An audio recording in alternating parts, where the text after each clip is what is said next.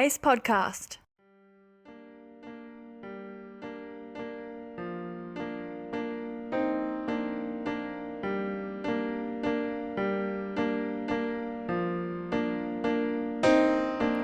Hello and welcome to the Not Alone podcast. I'm Sam Fredrickson. And I'm Jason Moitoso. And today we're going to do a little bit of a break from our traditional show format. We've actually gone ahead and pre-recorded an interview with none other than Linda Godfrey, who...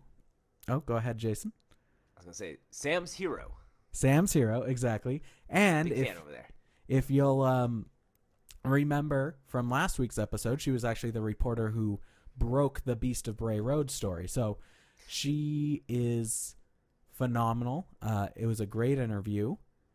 And yeah, if you haven't listened to the Beast of Bray Road episode, go back and listen to that. We do take 5 or 10 minutes at the start and just recount it, and then we talk a lot more about just wolfmen in general and all of that. So yep, other things that she's investigated and her long line now books. Yes.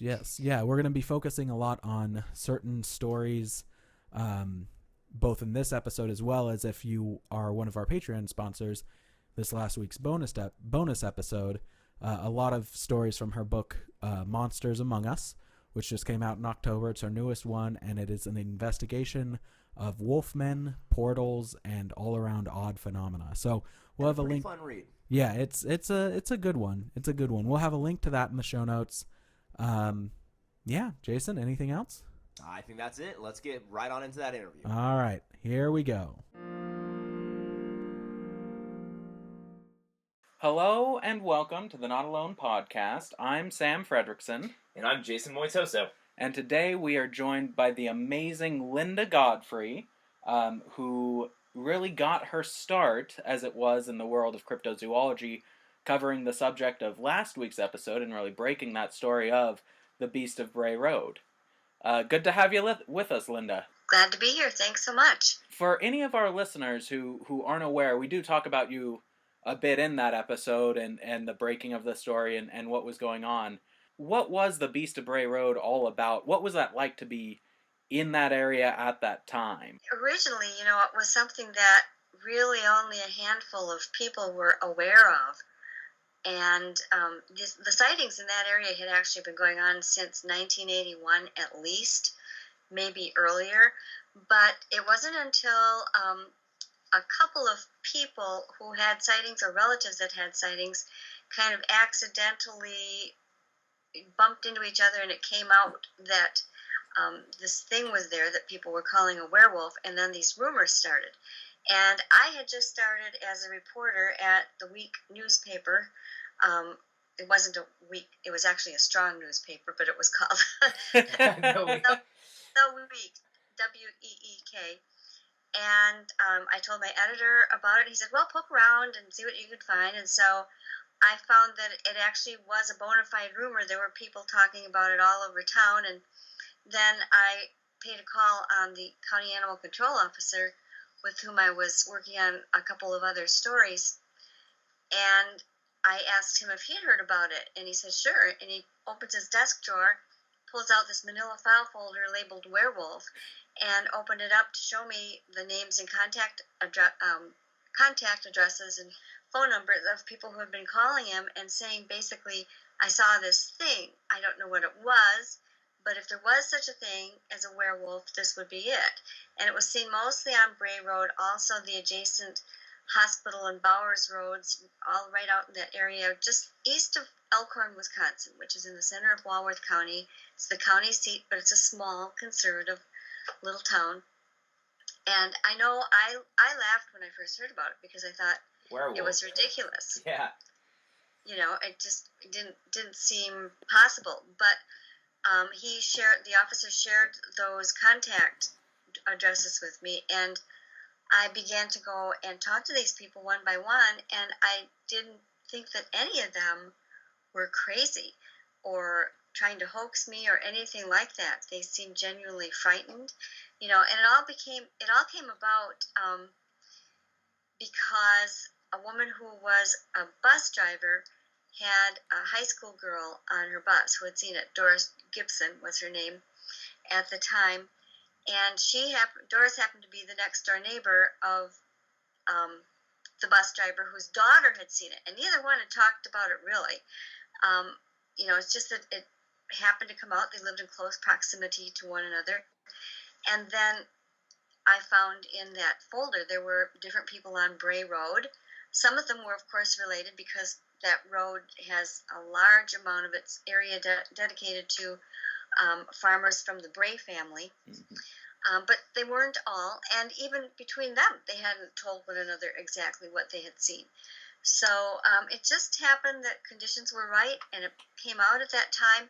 My editor and I thought that it would entertain people. This was like New Year's Eve weekend, 1991, 1992. So, I mean, I'm 25 years out, going on 26 since it happened. And we thought people will just have fun with it. It'll be kind of a nice little slow news weekday article. And within 2 weeks, it had gone national. Today we would say it went, I'm sure it would have been faster, it would have gone viral, but nobody was on the internet then. Hard to believe as that may be. Right. But it's true. But it just went out on AP, Associated Press, which was enough to bring all the local TV and radio stations, and then all the national TV and radio stations. Inside Edition came out when Bill O'Reilly was still the host of that. Oh, wow. If you can imagine. Yeah. So, I mean, it was just this bombshell that kind of exploded, and there were busloads of people coming up from Illinois, taking cruises down Bray Road and going to the bars for their silver bullet specials. And, the local bakery was selling Werewolf cookies, and none of it was engendered by me. I wrote the story, and people just took off with it. But what happened was that rather than going away as we thought, people began calling me and saying, I saw this thing too, and they'd be in some other state or even another country. I remember I got one from the Virgin Islands at that time. Wow. And they all sounded like approximately the same type of thing. Looks like a wolf or German Shepherd walking on its hind legs, running on its hind legs, but a little larger than you would expect, using its forepaws more like hands or, differently than your average canine would. Shaggy fur, pointed ears on top of the head, long muzzle, so I knew it wasn't Bigfoot. Ran on its toe pads, also left just like kind of extra large canine prints. Mm-hmm. And I thought, well, there's something to this. The people here, I don't think are making it up. Although I knew at the time and since that there have been a couple of people who've tried hoaxes, and I always bring those out and try and examine them, because you have to really be aware that not everybody is on the up and up. I would say, though, that of all these years, really, probably in the high 90s are completely sincere, frightened people. They just want to tell somebody who will think that they are telling the truth and not call them crazy, which is what happens to a lot of people. So that continued through the 10 years I worked at that newspaper. I didn't write the book until 2003, so it was actually more than 10 years had passed before I wrote the book. But I still continued getting these reports from people and getting the regular, usually around Halloween, I become very popular, as it still happens, with radio stations and various television programs. And I thought, well, if this is still garnering such interest after so long, I really should put it in a book where people can go and reference it, where the actual facts would be known. There's a lot of real misinformation around on the internet about those early times, and that happens. It's like playing telephone. People will look at something else rather than the original source, and then they'll look at that one. And so I've seen a lot of misinformation about it, and that's what the book was intended to counteract, because I just knew from writing for the newspaper that kind of thing can happen.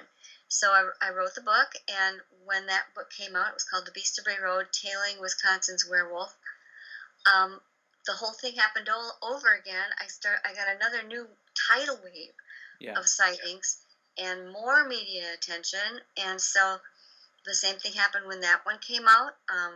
And then I was asked to author and co-author Weird Michigan and Weird Wisconsin. Found a lot more things in that case. And it's just continued from there. It's never really gone away or stopped. Reading your books, I mean, at first I was surprised. The idea of wolfmen and especially cryptids in general, it seems like such an archaic idea, like a man-wolf hybrid. At this point in time. Medieval. Yeah, it was really surprising to me to see accounts from. I mean, I think in Monsters Among Us, we have accounts from as late as 2015. They're still coming in, and Bray Road is still somewhat active. It's a little unsettling. It is more than a little unsettling. I've lost quite a bit of sleep the last 3 years of my life over it. One other thing, though, that while we were researching Bray Road and the Beast, that I couldn't find was really just like the demeanor of the town. There was a lot of excitement. There was a lot of people coming into town, of course. But was there an elevated sense of fear, or was it that really, for the most part, people did just look at the witnesses as crazy and they went about their normal lives anyway? Yeah, I don't think there was anybody cowering in fear from it. I mean, there were hundreds of cars driving down Bray Road every single night, and I'd say the town was probably kind of divided. There were some who just thought it was really cool and best thing that ever happened, and then there were some that thought, well, this is ridiculous, it's going to ruin our reputation. And it probably is still that way, and I think that's just human nature, and some people are open to that sort of thing and some are not. The town has never imitated like the Mothman Festival or had the monster festivals, even right. Up in Rhinelander, Wisconsin, we've got the Hodag Festival, which is based upon an admitted, completely fake hoax monster.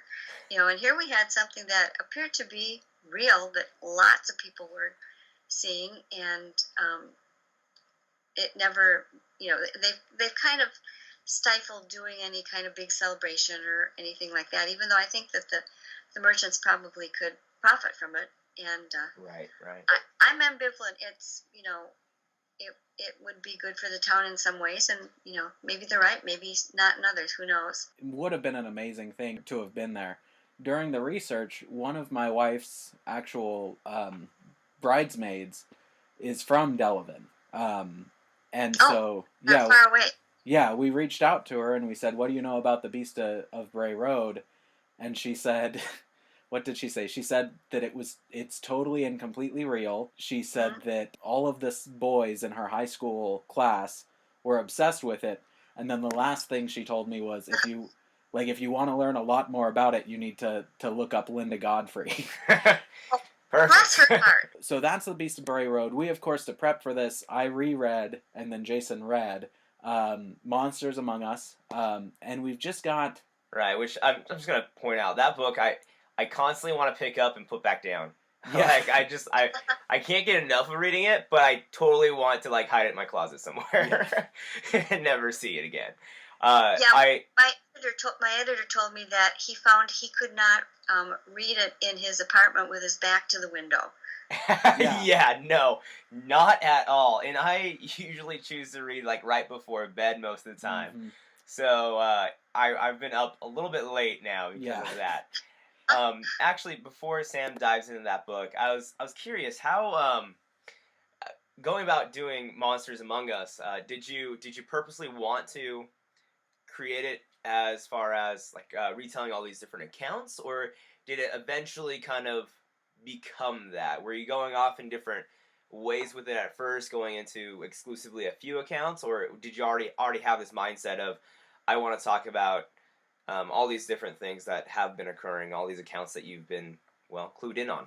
Well, what I wanted to do with Monsters Among Us was include all the stories that were sort of like, remember Al Gore's inconvenient truths phrase, where things are just sort of pointedly ignored. And there's a big divide in both the Bigfoot studies and lately, I mean, the Wolfman or Dogman has only really gotten very popular and found its own base camps in all the Facebook groups and everything the past 3 or 4 years. But so often they divide up into people who think they're completely flesh and blood, or that they may have some other characteristics.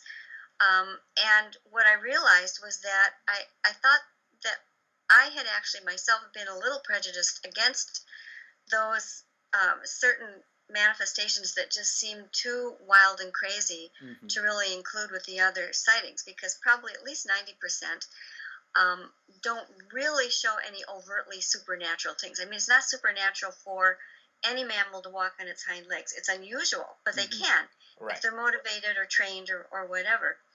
But then and also it started increasing, the number of reports that I would get that still, that included something like blue glowing fur, or invisibility, or something that looked like a wolf, but it was only a deep, dark, super black shadow of a wolf. That kind of thing. UFOs associated, weird lights associated with it. And I thought, well, maybe I really need to take a book and dedicate it to the incidents where the witnesses seem credible, and I believe they're telling the truth, and they've got these very valid, valuable stories, but they include something odd, and then just kind of break it down. If you notice at the end of each description of any of the stories that were recent enough that I could get a good date, I went and looked up a certain number of different types of phenomena, such as the phase of the moon, solar activity, whether there were UFOs reported in the same area, that kind of thing, just to get a rundown, so we could get sort of a preliminary first look, because one book is not a statistically valid thing that could cover all of these, what am I trying to think of? These incidents in any statistically valid way. I'll just come back around to describing my phrase with the same phrase. But you know what I mean. That's all right. That's all right. Yeah, and that's actually one of the things that I like the most about your book is how much else you go into as far as researching other things that have been occurring during that time or date. That for me is one of the first things that I like to look for as well, and it's really great to see that. It helps me put a lot more credibility into those accounts too. Are there any red flags that you typically look for when choosing which accounts to actually investigate or to look further into? Well, there are, and I mean, I worked at the newspaper for 10 years interviewing 2 to 3 people a week about various topics, everything, politics, education, social things, little local entertainment things, and you get kind of a good feel doing that so much for when people are giving you their honest thoughts and when they're sort of dressing things up or embellishing or trying to put a little something over on you. So, I relied a little bit on my intuition. The nice thing about the internet is nowadays, if somebody gives you any kind of a fact, you can go and check it out, so there's that litmus test to apply. It's just it's a whole combination of things. If possible, I like to interview people in person. For instance, that story about the church lady monster, probably the most out there of all of the tales in it. I went and met with those people face to face 3 times, and compared the stories, and they signed affidavits affirming that what they were telling me was true to the best of their knowledge. And I mean, I checked out every single little detail that they told me and corroborated everything. So and these were just 2 nice middle-aged people who had been bothered by living with this thing for 15 years, maybe, I think it was. Yeah. And they just they wanted other people to know that these things existed and that they saw it. And, I kept them anonymous, but I did have their real names and phone numbers and address and everything. So that's often the best I can do. Sometimes, I mean, I'm not reimbursed. I don't work for any corporation or anything, so I can't afford to jet around the world and talk to everybody who writes to me. Right. But I at least like to do a phone interview for the major stories. And I'll try and do one or two if I can, and you can get a pretty good feel that way too. Yeah, absolutely. So, one of the big ones that I wanted to talk about was the Church Lady Monster, which is just one of the most bizarre, like, not just bizarre stories of the book, bizarre stories I've ever heard in my entire life. Essentially, we're not gonna, spoil the book or anything like that, but essentially you have this woman who is in church. Things get a little weird, they get a little dicey, and suddenly she's replaced by this huge, hideous monster that looks like a wolf but with cloven hooves. And at the end of that segment in the book, you talk about the different theories and thoughts on how is this even physically possible, because it wasn't like a typical werewolf transformation, even though there is one of those in the book. It's not this one. This woman just went from being a totally normal human being to a mythological beast in the snap of a finger. And really, one of the things that you mentioned is regarding, and you kind of just touched on it, you said, I don't really want to go into quantum mechanics and consciousness here, but you talked about if these creatures are part of a different or a higher dimension, and how they might just be able to basically hitch a ride on some vibration that passes through a human being as its host. And that theory really it blew my mind. It completely changed my whole perspective on not only the wolfman phenomena, but werewolves and the paranormal in general. Do you know of any other either reports that you've personally investigated or ones you've heard of something along those lines where there is a physical transformation taking place? Because at the beginning of our Beast of Bray Road show, we say we know what werewolves are, and this is not in our opinion, this is not a werewolf, and werewolves don't exist in the traditional sense. But I mean, this book proves me, at least, maybe not completely wrong, but it makes you have to open your mind just a little bit more to that possibility with a few of the accounts. Right, and I've always said from the very first book too, I did not believe that the Beast of Bray Road was an actual medieval style werewolf or Hollywood style werewolf, where there's, Lon Chaney sprouting his fur, and they still have a man-like face, and they go around the woods on wearing their tattered shirt and trying to eat people. Right. That's not at all what this thing was. But there's another class of transformation that's kind of different.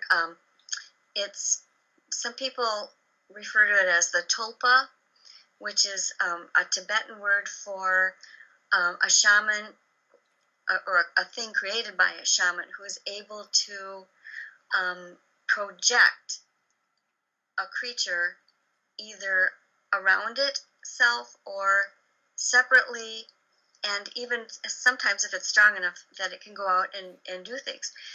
I also found this same illusion in a book that I have. I've got it annotated in my book itself, but I can't remember the name of it right offhand, where there was a woman who was apprenticed to a Native American shaman, and in one of her lessons, the shaman allowed the shapes of a bear, a mountain lion, and a wolf to pass over her face.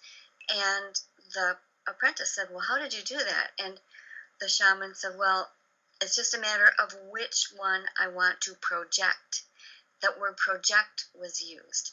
And there are other people who've written about the fact that latest studies on human brains is that our brains are actually quantum computers.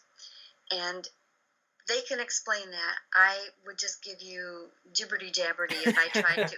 But you can take my word for it. That is what they're saying. Mm-hmm. And that if you consider that there are energies, there are forces, there are things that we don't normally see or interact with or acknowledge, but that perhaps can work with the human consciousness as generated by these little quantum computers in our heads, and literally project things. That sort of thing is present in almost every nature-based shamanic type of religion in the world. you see that over and over again. And there are less fearsome and more fearsome forms of it. The skinwalker type of thing that is supposed to be, it's best known for the Navajo. It's supposed to be a medicine man that went to what they would call the dark path, and they create these things that are projected from them. But it can go all the way back to the Viking berserkers, who were said to be, there are stories from those days where during a battle, a very fierce warrior would just go lie down in his tent, and then he would have this ability honed over many years and with a lot of instruction to be able to project out from himself. Some people might call it the astral body or the second body, that he formed into the shape of this fearsome bear, and it would go and just beat everybody, and it was solid enough that it could beat everybody up. And the one legend goes that while he was sleeping in there, a little boy came in and woke him up, and then the bear disappeared, and then they lost the battle. But so, I mean, you can go to cultures around the world to way back and find certain people who seem to have had this ability to tune into something else and project everything from a very solid corporeal thing to more of a loose, shadowy, or light being. It's fascinating stuff, and just the idea of being able to change your shape, maybe not physically, but in a sense that people believe it, and especially with the berserkers being able to make a physical difference in a battle. It's super fascinating stuff. I absolutely do also kind of align with the idea that there are energies that we don't fully understand, and be able to channel that.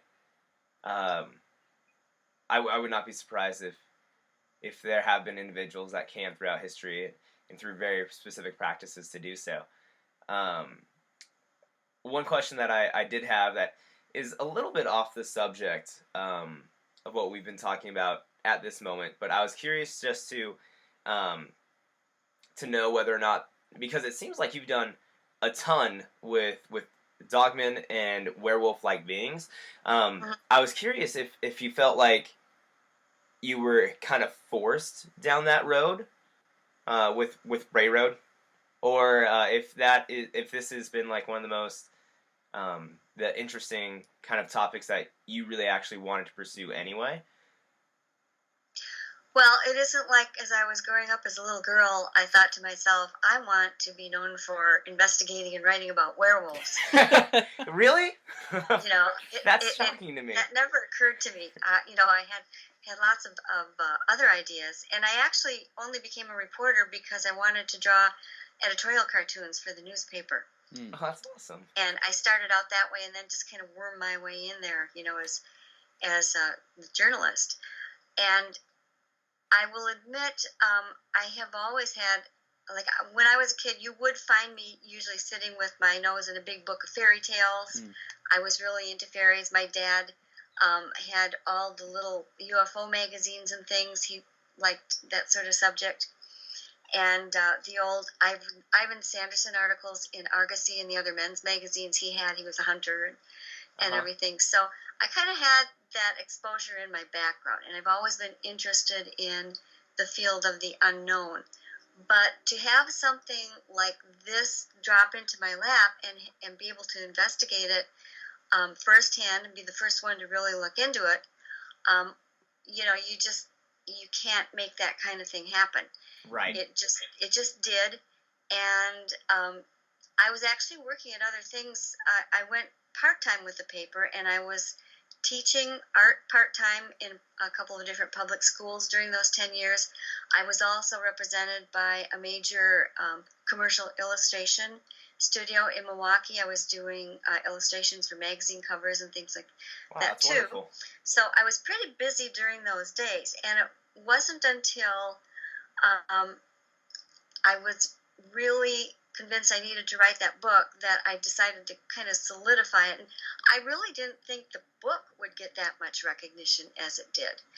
I had another book first that I thought would probably be the bigger one. It's called The Poison Widow, A True Story of Sin, Strychnine, and Murder. And the true story. Again, Ooh. nobody else had ever covered this story since the 1920s about a poison murderer in southeastern Wisconsin who, it gets pretty, it's a pretty wild story. And I thought that would be the one, but that was just the first one.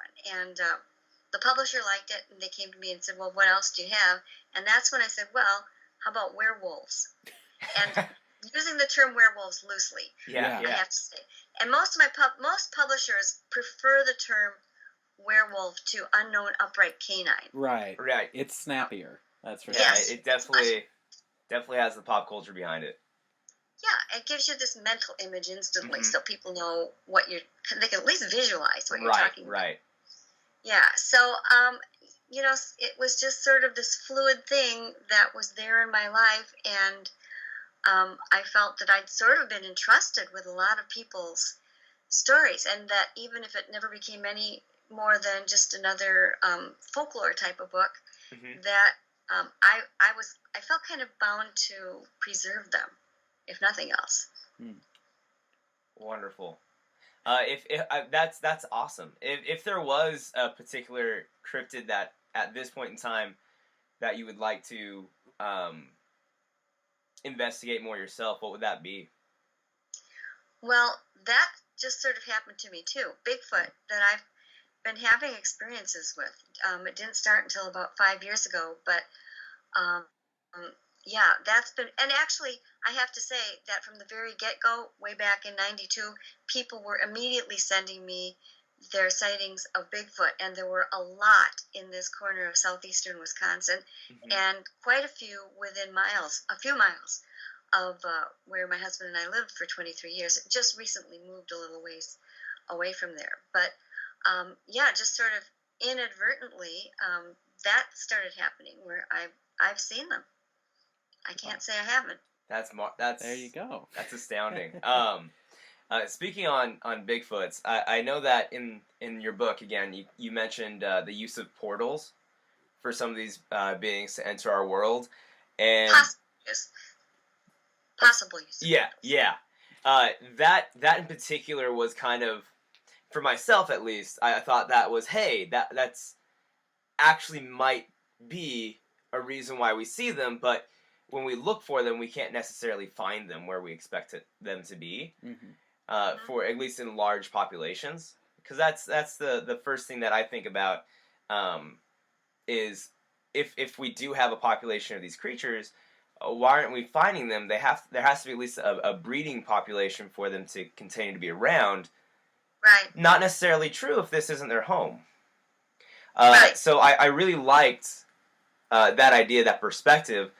Do you have more insight on those? Well, I have to say that, again, from the very beginning, I realized that there were people who've been around these parts and most parts of the United States and Canada much longer than I have or anybody writing today, and that would be the Native Americans. And I started interviewing Native American acquaintances. I had a good opportunity. Remember when the white buffalo was born? Was that 20 years ago? And I covered that for the newspaper and met some really amazing Native American people who were leaders of tribes who had all kind of made this pilgrimage to Wisconsin to see the white buffalo. And so I had a lot of good contacts there. And I started asking them, their opinions on the wolfmen and Bigfoot, and what most of them would say, and I mean, this is not a monolithic belief among all Native Americans, but those I talked to, they said that both the creatures are originally what they call spirit creatures. We might call them multi or other dimensional in modern scientific terms, and that they come here through doorways known to them, and when they're here, that they can be completely corporeal, that they will eat, they can reproduce, they can mate with humans, they can do all kinds of other things, and when they want to go back, they know where those portals are, and they go back in them, and that in between, it's not like you're either completely solid on the ground or ooky spooky gone.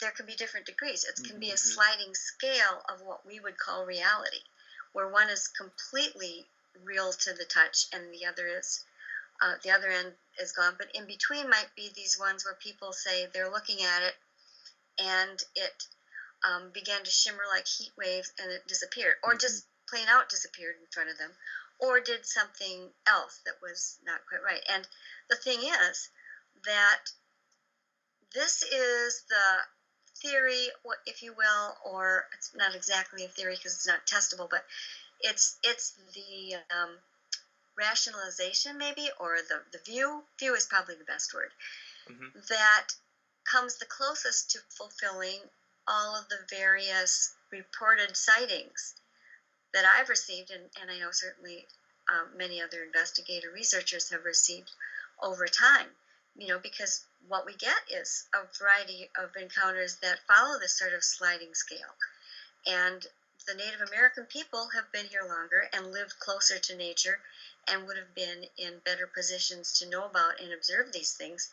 And moreover, when the very first fur trappers and people started coming here in like the 1600s, the Canadian Cree, for example, were one tribe that talked about these special, strange, big, hairy men. They called them the hairy breast people, that they actually kind of went to war with because their women were being carried off and they didn't like that. And they tracked them down to these caves where they lived and burned them out and that kind of thing. And this was part of their tribal history that they kept, and repeated. Wow. Amazing. I'm sorry, yeah, Sam. no, I'm going to you're cut fine. you off Go again. ahead. Did they ever bring up thunderbirds as that kind of regard as well, to where they're creatures that are on that scale? Yes, yeah, definitely. And yeah, the thunderbirds were almost like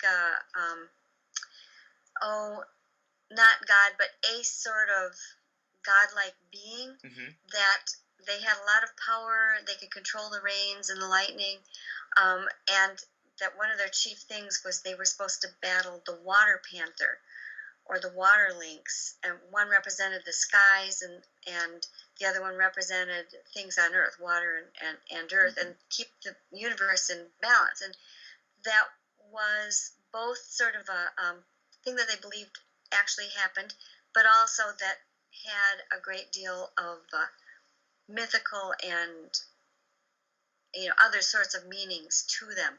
Right. So, but yeah, these things could come in and out of.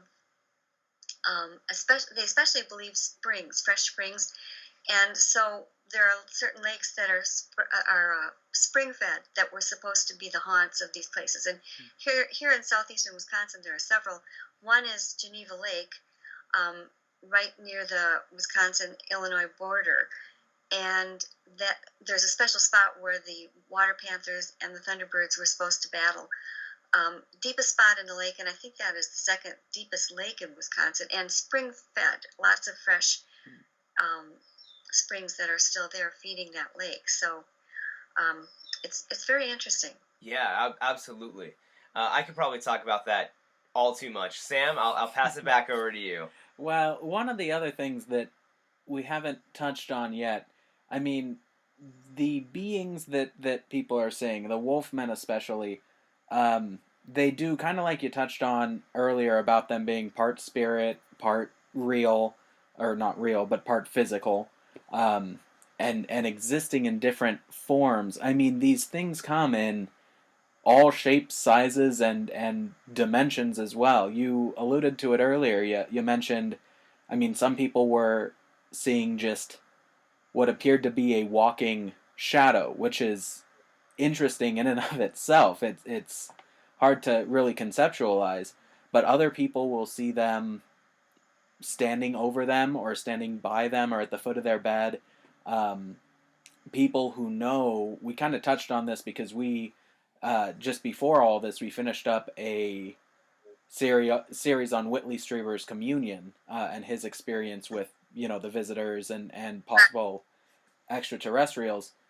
These are people who understand what sleep paralysis is, and they're saying, like, this was not sleep paralysis. They talk about it being, real, just straight up 100% real. Right.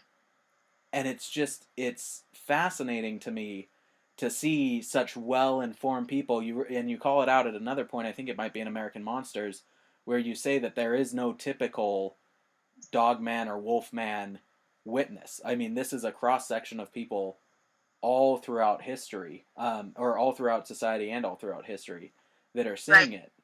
And I think that one of the biggest questions, and I don't know if you have an answer yet, and if not, that's okay. I definitely don't. But I guess it would just be like, what do we think they want? Why are they here? Why are they peeping into people's windows, like standing with their face against the glass and appearing over them at night? What could possibly be so interesting about a human being to where this other dimensional creature would be as interested in us as we are in it? Well, I think if the theory is true that they can show themselves by interacting through a human consciousness or human brain, if that were true, well, then the answer would be that they want us, they want to use us in a way to be able to manifest for whatever purposes they have, which it's impossible for us to know what those are, really.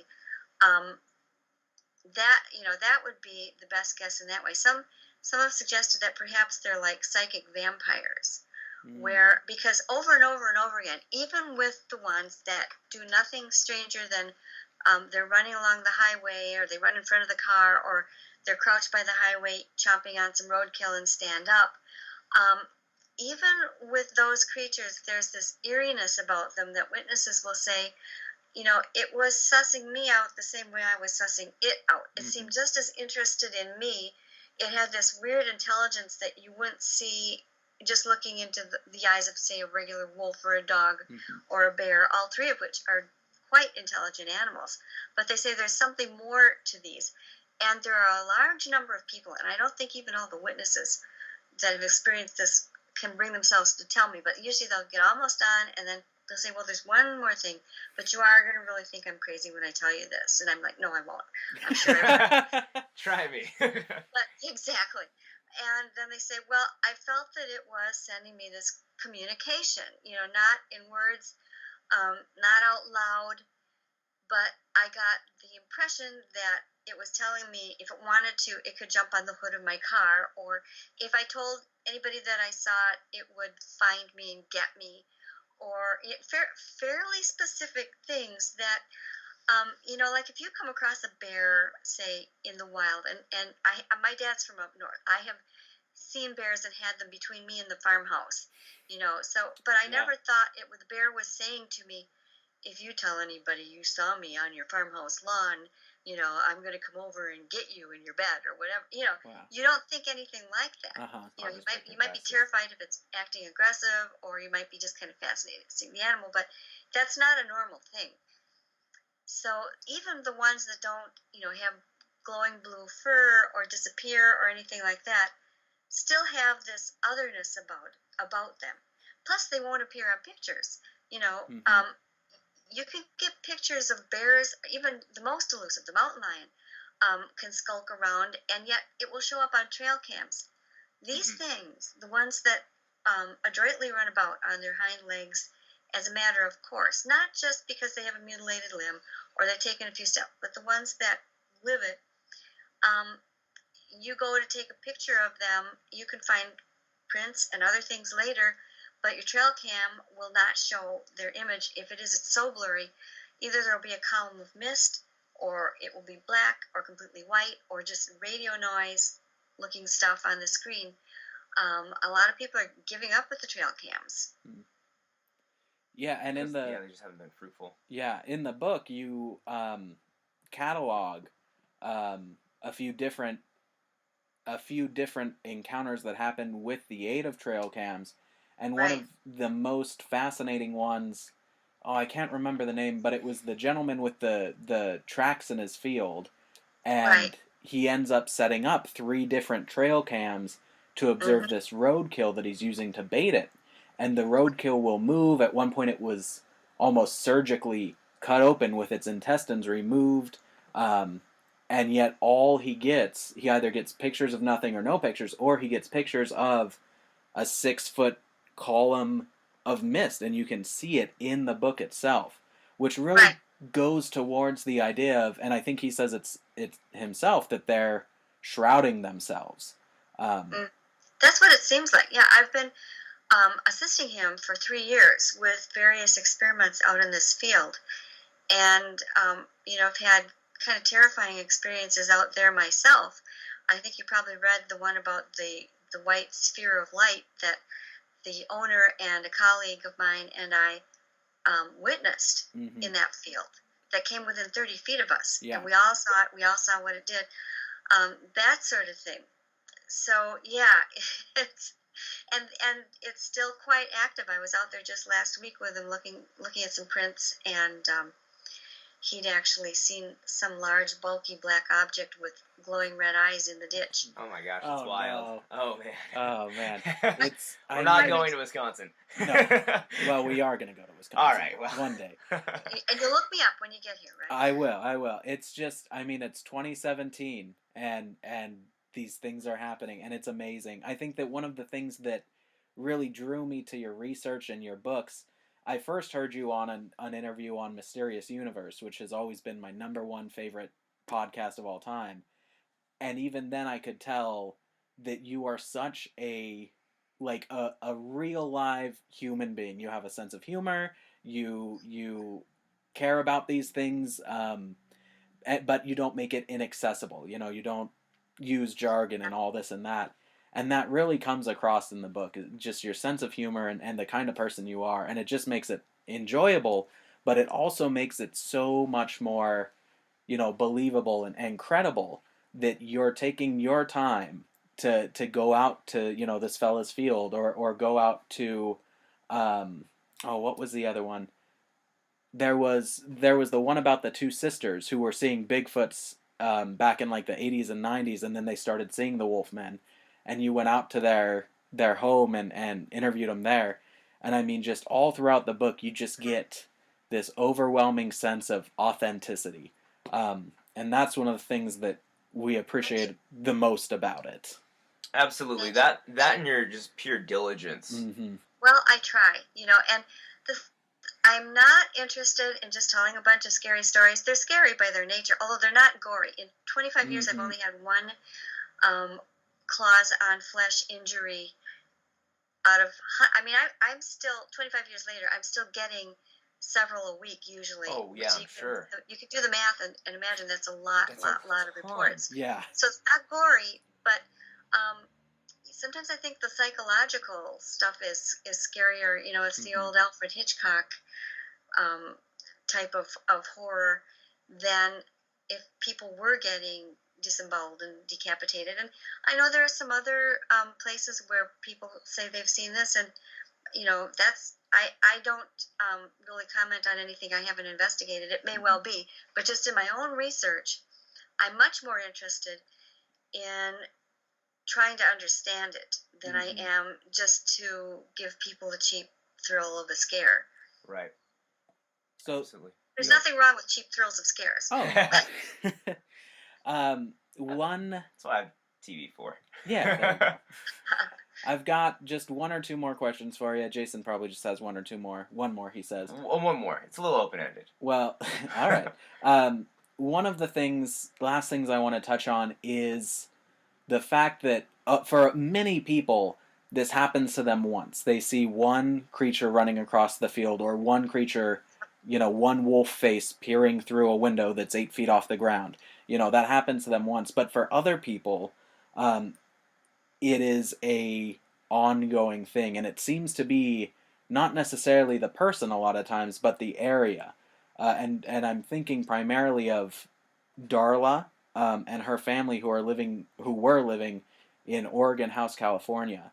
And then you also have people like the two different police officers who were on beat in the Bong recreational area, where you just have mist and apparitions and forms, flesh and blood or spiritual or whatever appearing to them.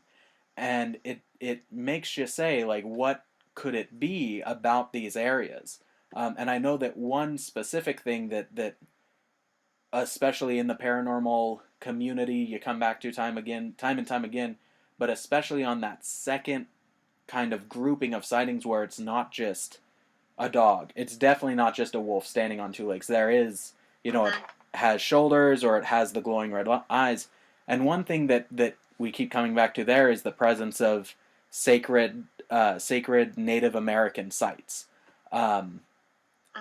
And just like, I don't know, it's hard to even form a question around it. But I just am wondering, I guess, why do you think that certain areas, whether they're Native American sites or not, why do you think that certain areas have such a beacons for a higher amount of more consistent sightings than the one-off sighting that happens in the woods that never happens there again? Well, I think that there are two different types of habitats. I think that for both the Bigfoot and the Dogman, I think that some habitats are the type that can afford them shelter and all the natural things that they need, lots and lots of deer, that sort of thing.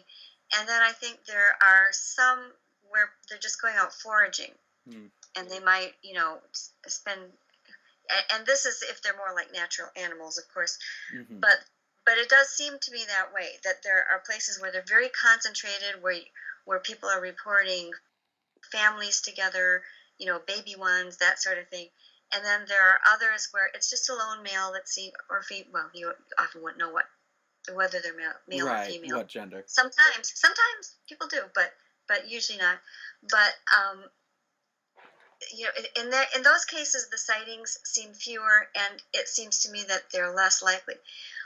And then you can also tell too that the habitats and the land have something to do with it, because very often, if a family is being plagued in one spot, they'll move away and never have another problem. It's fascinating stuff to think of the traditional word we would use would be haunted, but I don't know if that describes exactly what's going on there. Here. I think they call it habituation. Habituation. Okay. All right. That makes way more sense. Yeah. That's a better classification. Not a haunting, but a habitat. Yeah. I can dig it. What was your question, Jason? So mine's kind of, I guess, a little bit more theoretical. But a lot of what we've been talking about, and a lot of stories and accounts that we've also seen, have been either about like Bigfoot or some sort of Dogman. My question really just kind of formulates down to, do you think it's that we might have a more connection with these types of creatures simply because of our own lineage? Because ancestrally, us and wolves, we've gone back for quite a long time. Like, we have just such a natural connection with these creatures and also primates.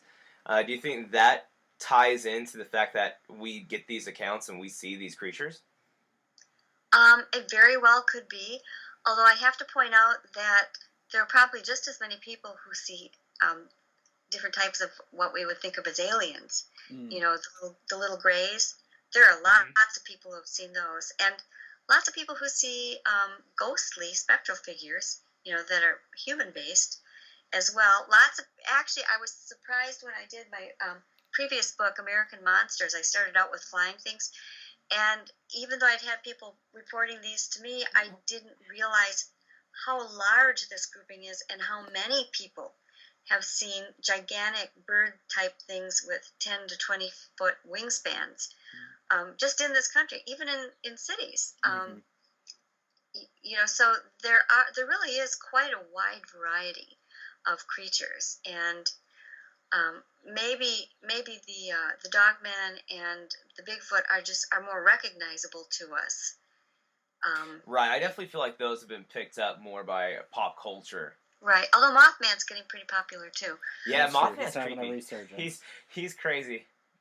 Yeah. We'll be doing a show on it. Of course we will. Everyone does. Can't wait. Must do. Yeah. So my last big question for you is, and it harkens again back to the communion series that we just ended up. In that, all throughout the book, Whitley Strieber talks about his encounter with the small greys, especially, and how he thinks that they may be kind of either the basis for folklore or using our folklore of like fairies and nature spirits and stuff to shield themselves.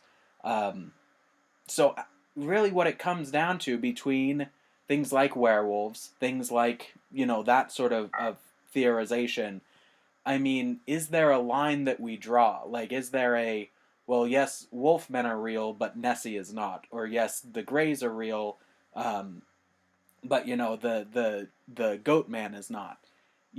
Where do we draw that line, or do we draw that line at all? Do we just have to do our best to just approach everything objectively, I guess? Yeah, I think that that's probably the best way to do it. I don't think you can necessarily make extrapolations about all different kinds of unknown creatures based on whether they're like or unlike a certain one. I know that people who see Bigfoot will often say, well, I know Bigfoot is real, but the other stuff is just all woo, or, right.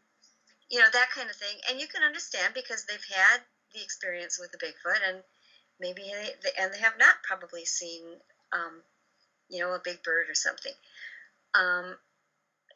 So it just depends on the individual, I think. And as for myself, I think the longer I'm in it, the more I begin to see connections that hint at there being sort of a common origin for all of these types of creatures, and maybe there are reasons that they vary their looks for us. I don't know, but it just, the more you look into it, and a lot of other researchers after a certain number of years just sort of come to that same conclusion, because there's really no place else to go. I like that. I like the thought that they might all be sharing their same origins as well. We were actually just talking about that before we got started, just how so many of these things, I mean, you see Sasquatch, but then you also have reports of UFOs. Right. It's like one giant Venn diagram. Yeah. Everything seems to be having at least some similarities with one another. And you're the way that you approach it in American Monster, or not American Monsters, in Monsters Among Us, you go through and you catalog it. You say the witness, the time, the place, the date, and then especially, those environmental factors, those associated phenomena. And it's just such an amazing, really scientific go at this subject that unfortunately a lot of people just say, well, there's nothing scientific about it. So, I mean, kudos on that. It's an amazing book. We have not even scratched the surface of it, no pun intended. It's yeah, it's truly fantastic. What do you see on the horizon for you? Do you have any other plans for any other books, or I remembered about a week or so ago you mentioned that you've been getting an influx of reports on upright canines from the First Nations people and Native Americans coming in and stuff like that. Is there any specific area you'd like to direct your research going forward, or? Well, I actually just got the contract for another book from Penguin Random House, and it's going to be sort of taking the same sort of looking at a certain type of caseloads and then trying to see how it fits into another paradigm that I'm not supposed to exactly talk about yet. Fair enough. We understand. Yeah, but it'll just be a different take on it. And every time I do a book, I think, well, that's it. That's the last one. I haven't got anything else.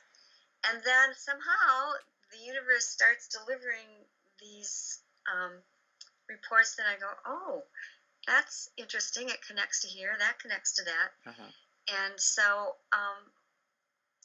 it's just, if it's there and I feel it's worth telling people about or trying to make some correlations, I'll have a go at it. Do you work with a small team for a lot of this research, or are you still kind of one-man shop? No, I would love to have minions. That would be great, but no, it's just me. I'm the secretary. Incredible amount of energy. That's researcher, and I'm unfunded by other organizations or corporations or anything. It's just pretty much me. I have some good colleagues. I have a lot of great colleagues. that we'll go out hiking or investigating together, which makes it a lot safer and more fun. Oh yeah, definitely. I was gonna say, good. You don't want to go alone on that. No, I'm always advising people not to, because there's other stuff. Absolutely. I do like to always leave people with that reminder that we have wolf populations back. We have much bigger cougar populations than if you don't the find what you're looking agencies for, are allowing for. And they're out there, so you have to be prepared for everything. Yeah, better safe than sorry. Exactly. Absolutely. Well, good. Jason, anything else? I think we've taken up probably a bit too much of Linda's time already. She's doing very important work. Well, cool. Linda, again, thank you so much. I kind of mentioned this before we started recording. You've been my absolute favorite paranormal researcher for the last 3 or 4 years, and it was just such a joy having you on the show. Oh, it went really fast. I think we had a time slip there. Well, if you want to talk missing time, we can do that too. Definitely. So, no, anytime, please, give me a holler. We definitely will. We definitely will. Do you want to tell the listeners really quick just where to find you? Just go to lindagodfrey.com, no W's, just lindagodfrey.com. It'll take you to my blog where you can read lots of things that are not in print. You can find lists of my books and pictures and all kinds of other stuff there. So that's, and there's also a box that you can fill out to report your own sighting or experience, and my email address so you can write me. So all there at lindagodfrey.com. Wonderful. So that's the best way that we can keep up with what you're doing and also potentially reach out to you. Definitely. Excellent. Well, all right. So be it. There we go. Hey, thank you so much, Linda. We greatly appreciate it. Keep up the amazing work. Yes. Thank you so much. It was a great time. Well, that was quite the interview. Like we said at the beginning, Linda is my personal hero, and having her on the show was just amazing. It was unlike anything I could ever have imagined. Yeah, it was absolutely wonderful. Yeah. So we hope you enjoyed it. If you did enjoy it, think about buying her book, all of her books. She's written like 4 different books on wolfmen and paranormal stuff. And then she also just has other books that she's written as well, not related to that. So hopefully this, sparks a little bit of conversation for you. Yeah. Dive a little bit deeper yourself as well. Exactly. Yeah. She is just such a joy to work with.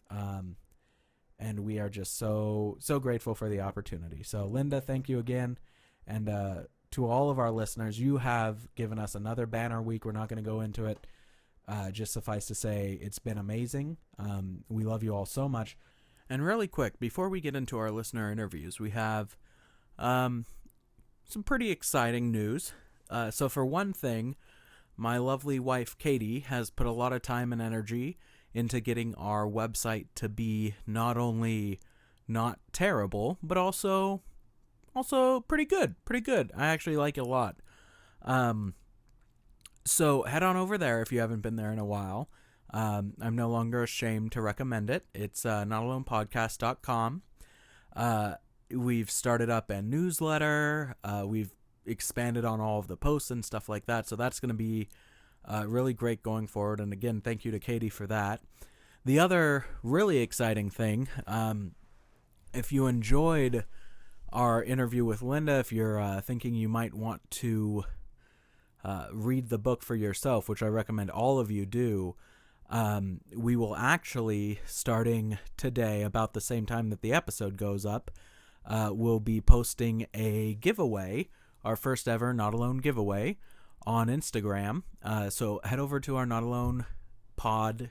What is it? It's Not Alone Podcast on Instagram, and we'll have the details of how to enter it there, how to get all that, and we'll be giving away a free copy of Linda's newest book, Monsters Among Us. So take a look there, head on over. It's seriously a great book, and if you can get it for free, even better. But if not, I highly recommend everybody gets their hands on it one way or another. So excellent. All right, let's go ahead and we will we'll break into reading the listener reviews, which we have a good amount of this week. The first one is by someone called Weebs91. And this review, I may or may not have cried while reading. So let's get into that. Oh my gosh, that rough, huh? No, it's so nice. Oh, okay, cool. It's so nice. Prepare myself for the worst with these. That's okay. So that review is, it says, awesome podcast. It says, this is one of my top 4 favorite podcasts, which are in no specific order: Real Ghost Stories Online, Mysterious Radio, Not Alone, and Hillbilly Horror Stories, who I'll be forever grateful of for turning me on to your podcast. I've binged your 13 episodes since hearing your interview on there. I'm a huge fan of the paranormal subject and credit you guys as one of the shows with furthering my knowledge in the field. And you guys bring a whole new side to paranormal podcasts with 2 hosts. You're both very knowledgeable in the subjects you discuss. You are very well spoken, have a civil conversation/debate, and reference specific examples and reasons why you came to said conclusion, and give me, the listener, the facts needed to make up my own mind. I also love that you put show notes in, so when I'm craving more, I can go and research what I'm interested in. That was good. That part awesome. got me crying. It's not even over yet. That part got me People tearing up, because it was like, that's exactly what I've always wanted. That's exactly what I wanted for this podcast, is just to let people know what's going on, let them have their own opinions. And so at that point, I was so very happy. But then Weebs91 ended their review with this. Remember, oh God, even if you're in a spare room doing a podcast with a friend, you are not alone. And then I kid you not, oh my God, like a single tear just rolled down my cheek. And beautiful. I was like, I'm so happy right now. So thank you so much, Weebs91. You're fantastic. That was awesome. Another one is here from Heat Freak 14. They say, great podcast. I absolutely love this podcast. It takes a different perspective from every other paranormal podcast that I listen to, and I listen to a lot. The hosts work well together and bring in a ton of research and their own opinions. Really enjoyed the High Brazil episode. Thanks to Hillbilly Horror Stories for recommending these guys. Which, I mean, thank you so much for those kind words. That's fantastic. And again, thank you to Hillbilly Horror Stories. I mean, we had a great time on your show, doing the interview and all of that. It was so much fun, and I'm so glad to hear that so many people who heard that decided to take a chance and listen to us. So we really appreciate it. Now, there's something else that I messed up on, and I did not even think about this for the last 3 months, but when we get reviews, we can only see the ones in the U.S. store. Because right now I don't have a laptop or a desktop, so I can't check the other stores. I can only see what's on the U.S. So we actually have a few different, I think it's like 2 or 3 different reviews from other countries that have come through. We signed up for a service that updates us once a month with worldwide interviews. And we actually have, I want to say it's 2 from Australia, actually. So I'm going to read those really quick, and thank you so much for being patient with us getting those reviews. Like I said, I didn't even think about them being on there. But the first one is from Ace Adam Johnson. He's from Australia, and this was actually back in April. He said, genuinely entertaining stuff, which is dope. That's what we're going for here. The other one is from Vaguely Accurate, which is actually a member of, and we haven't talked about this in a while, but it's a member of the Ace Podcast Network. So they do the Vaguely Accurate show is a great show about like trying to take new scientific concepts, and they interview people who are trying to push the boundaries in scientific study and experimentation. And he also just does a good job of breaking it down for the lay people. So if you are interested in science at all, I'd recommend the Vaguely, the Vaguely Accurate podcast. So they say, I have learned all sorts of things listening to the show. The subjects are great conversation starters, which is fantastic. That's another thing we're going for. Just want you guys to have a discussion about it. I think, that's it for foreign ones. But again, we'll get an update in a month. And if you're in another country and you have a foreign review, we'll read that. The other thing that we're super jazzed about and that we want to call out is we actually got 2 more Patreon sponsors this week. Ooh. So the first one is Lynn Shirley. Yeah, Hey, Lynn! Thank you so much for your support, Lynn. And the second one is Jody Peterson.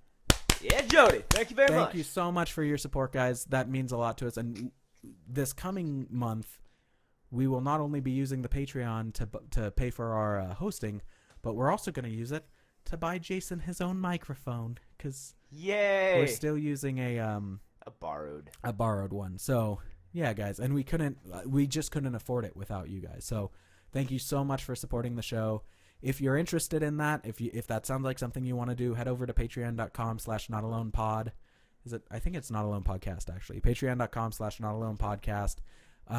In addition to supporting the show, you actually get like a lot of different bonus content. You get a debrief at the end of every episode. You get our bonus episodes. Like I said, this week's was about just wolfmen in general. We just kind of sat around and shot the breeze about the wolfmen, talked about some of our favorite stories from Linda's book. And then at our highest tier, which our highest tier is only $5, you actually get an extended episode, which I fancy in my mind as being like the extended edition of Lord of the Rings, but it's not. It's not even close to that. It's not as good, but it is more of us. So if you're interested in that, head over there, take a look. But if not, if the only thing you want to do to support us is listen to the show, write an iTunes review, or even just tell your friends, that means the world to us as well. And we're just so grateful for everything that you've done so far. Couldn't say it better, Sam. Thank you. Okay. And then you know where to find us. Twitter @NotAlonePod, Facebook @NotAlonePod, Instagram @NotAlonePodcast. And then you can always reach out to notalonepodcast@gmail.com. Jason, am I forgetting anything? You want to say anything? Nope. Think you got it. All right. Well, I did it on the bonus special, so it's your turn now. Remember, whether you're interviewing your hero or just listening to someone else's hero talk about things, we are not alone.